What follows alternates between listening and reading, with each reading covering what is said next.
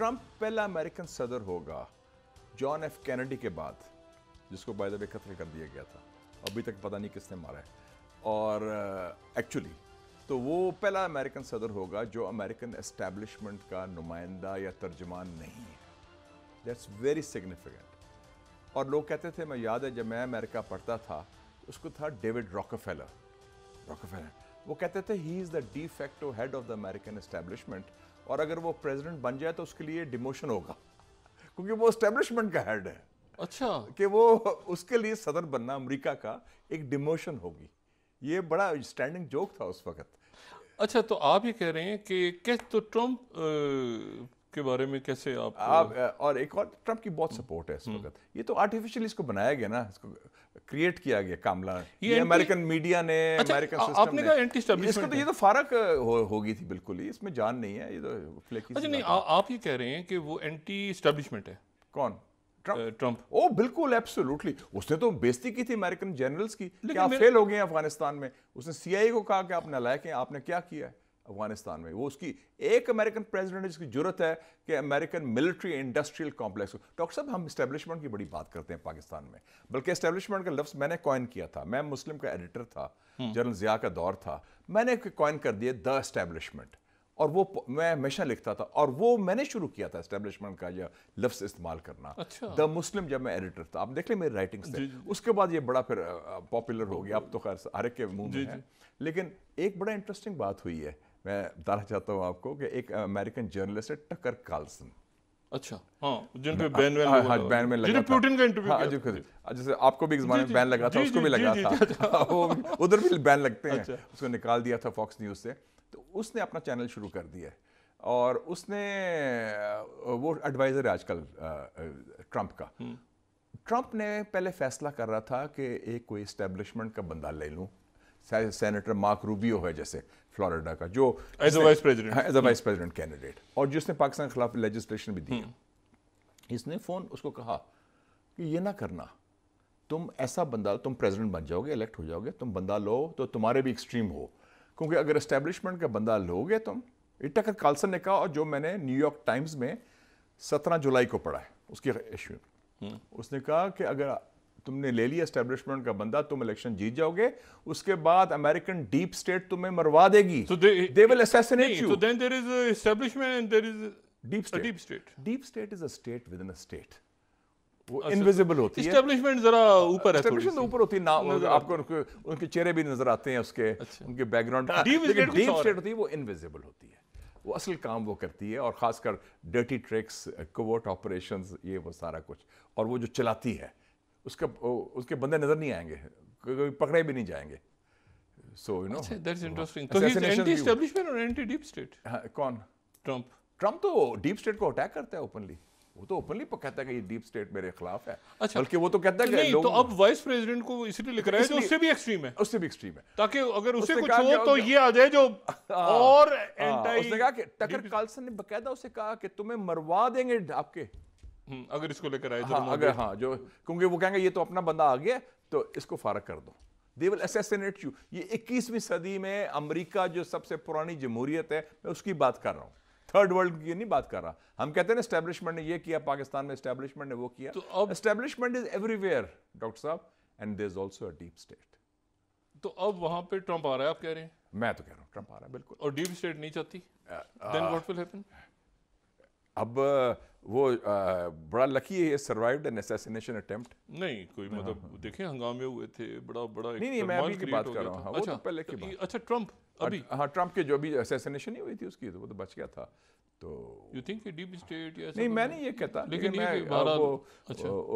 Situation ایسی ہے، اور ہی از اے اسٹرانگ کینڈیڈیٹ، اور میرے خیال میں ڈبیٹ میں وہ اس کا تیا پانچا کر دے گا کاملہ کا. اچھا، اور پریزیڈنٹ ہوگا جو ڈیپ اسٹیٹ. نا یہ بندہ ہے، وہ کہتا ہے نئی جنگیں نہ کریں، میک امریکہ گریٹ اگین. وہ یہ کہتا ہے کہ نارتھ کوریا کا لیڈر جو ہے the honourable Kim Jong Un سے میں بات کروں گا، پیس کروں گا، میں یوکرین کی جنگ ختم کروں گا، میں نئی جنگیں شروع نہیں کروں گا، میں نیٹو کو بھی ختم کر سکتا ہوں، پوٹن سے میں بات کروں گا. تو یہ تو اس کا مطلب ہے عالمی امن کے لیے تو بہتر ہے. یہ ہی از ناٹ اے وار مانگر. وہ جو امریکن ملٹری انڈسٹریل کمپلیکس ہے، جو امریکن اسٹیبلشمنٹ کا کور ہے، وہ تو ایک پرماننٹ وار مشین ہوگی نا کہ ہر وقت جنگیں کرتے رہو. We can't afford it. اور اس کا ازالہ ہمیں دینا پڑتا ہے. ساتھ جو 20 سال جنگ کی انہوں نے افغانستان میں. اچھا یہ اگر فرض کریں کہ اچھا اس پہ تو بعد میں دیکھتے ہیں کہ بڑی عجیب سچویشن ڈیولپ ہو رئی ہے امریکہ میں بھی اس کا مطلب ہے یہ جو امریکہ میں زیادہ پولرائزیشن پاکستان سے زیادہ ہے by the way for your information. مطلب دو ملکوں کے کمپیریزن ہو رہا ہے. میں کمپیریزن ہو رہا ہوں اور ہمارے پھر بھی نسبتاً سی پیک پر میں 8 لوگوں کو لا سکتا ہوں اور حزب اختلاف اور حزب اقتدار کو, اور وہ گالی گلوچ نہیں ہوتا. مشکل ہے وہاں نہیں ہو سکتا اس سٹیج میں. وہاں اچھا یہ بتائیں کہ یہ آپ نے جو بات کی کہ ایران کا ڈائلاگ کھل رہا ہے, ایران کا بڑا اس وقت. اچھا ویسٹ سے ڈائلاگ کھل رہا ہے لیکن غزہ, لیبنان, وہ چل رہا ہے دونوں, ویسٹ بینک, وہ دونوں ٹریک چل رہے ہیں.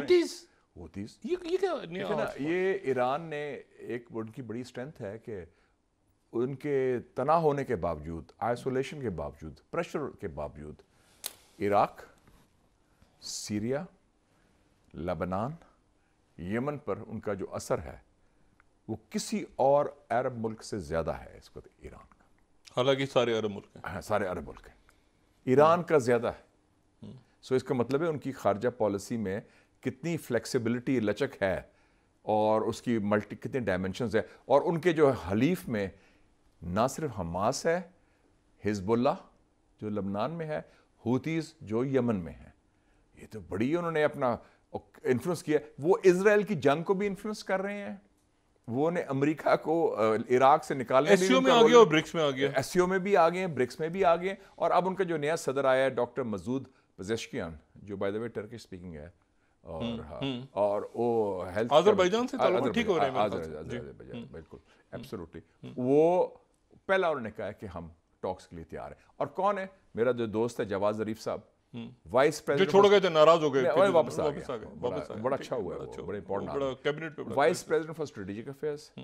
اس کا جو اسسٹنٹ تھا عباس ارغچی, وہ جنہوں نے نیگوشیٹ کیا تھا نیوکلیئر ایگریمنٹ امریکہ ساتھ, وہ وزیر خارجہ بن گیا, فارن منسٹر. تو یہ تو بڑی ٹیم, بڑی کلیئر. اور کل جو ریبر سے میٹنگ ہوئی ہے کیبنٹ کی, انہوں نے کہہ دیا کہ جی ہم گرین لائٹ ٹاک سے سٹارٹ کریں فار نیوکلیئر. اچھا نہیں, مجھے آپ یہ بتائیں کہ ایک طرف ہو رہی ہے یہ جینوسائڈ, اور اس کا کوئی سیز فائر بھی نہیں اور یو این بھی نہیں, اور یہ پاز بھی ایسے ہی ہوگا, اور وہ جناب ادھر وہ سیٹلرز پہنچ گئے جناب مسجد اقصیٰ پہ جو ہوا ہے.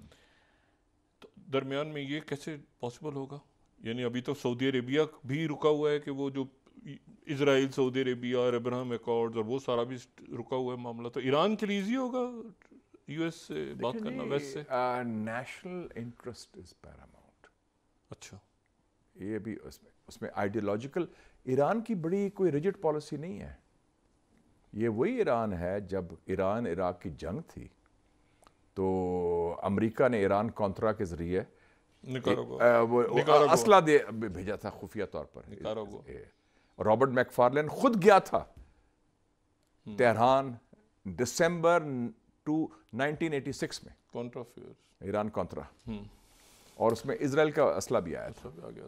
تو یہ جب نیشنل انٹرسٹ ہوتا ہے وہ پیراماؤنٹ ہوتا ہے. تو یہ ان کی حکمت بھی ہے, ان کی بصیرت بھی ہے, اور ان کی حقیقت پسندی بھی ہے. لیکن ان کا اصولی موقف قائم ہے فلسطین کے ساتھ. وہ کھڑے ہیں پوری طرح سپورٹ کر. سب سے زیادہ حماس کی سپورٹ کون کر رہا ہے؟ یہ اسلامی جہاد کی ایران کر رہا ہے. حزب اللہ کو 1 لاکھ راکٹ کس نے دیے ہیں؟ ایران نے دیے. ہوتیز کو اسلحہ کس نے دیا؟ ایران نے دیا. وہ اپنی جگہ ہے. تھوڑی دیر کے تھوڑا سا اور زوم آؤٹ کروں. اس پورے ٹرموائل میں, کیوس میں, یہ کہیں بیلٹ اینڈ روڈ چائنا کا ہے, بیلٹ اینڈ روڈ انیشیٹو, ادھر میانمار میں, ادھر بنگلہ دیش, ادھر یہ ایران, یہ مڈل ایسٹ کا ٹرموائل, ادھر وہ سودان میں لڑ رہے ہیں دونوں آپس میں جنرلز, ادھر لیبیا میں وہ پھر Khalifa Haftar. Belt and road initiative is going strong. ابھی کل میٹنگ ہوئی ہے بائیڈن کے national security adviser Jake Sullivan کی اور شی جن پنگ کی. انہوں نے کہا کہ بائیڈن نے اس کے کہا کہ بائیڈن کا پیغام ہے کہ ہاں کمپٹیشن کو ہم کانفلکٹ نہیں بنانا چاہتے. اور انہوں نے شی جن پنگ نے بھی کہا کہ ہم چاہتے ہیں کہ تعلقات دنیا کے لیے, اس خطے کے لیے اور ہمارے ممالک کے لیے بہتر ہوں. تو یہ میں کل سٹوری پڑھ رہا تھا کہ دنیا کے جو 64 ہائی ٹیک ایریاز ہیں اس میں سے 53 میں چائنا امریکہ سے حاوی ہو گیا ہے. और अभी इकोनॉमिस्ट की स्टोरी आई थी 15 जून को, आपने देखी होगी, आप खुद बड़े पढ़े लिखे हैं, पढ़ते भी हैं। China the scientific super power, उन्होंने कहा कि the old science order dominated by Japan, USA, UK, Europe is coming to N and, और चाइना के जो टॉप 10 साइंस टेक्नोलॉजी के इदारे हैं उसमें से 6 चाइना में हैं, और नंबर 1 साइंस टेक्नोलॉजी की university is चिंगहुआ university in Beijing, जो हाँ बीजिंग आप गए भी थे हम लोग, और जहाँ वो प्रेसिडेंट शी जिनपिंग वो शंघाई हार्बर, सारे। और उसके अलावा उन्होंने ये भी कहा है कि 40% ऑफ AI आर्टिफिशियल इंटेलिजेंस के पेपर्स चाइना प्रोड्यूस कर रहा है। चाइना बहुत आगे निकल गया डॉक्टर साहब, हमें समझ ही नहीं, हम तो इस्तेफादा पूरी तरह नहीं कर रहे। अच्छा, अपनी नालायकी की वजह से हमारा सीपेक के अंदर हमारी सिक्योरिटी अब इंश्योर नहीं कर सके, और लाल फीता इतना है हमारी ब्यूरोक्रेसी का। हम बातें तो करते हैं हमारी ये रजीम या जो अरेंजमेंट वाले हैं, लेकिन डिलीवर कुछ नहीं किया अभी तक।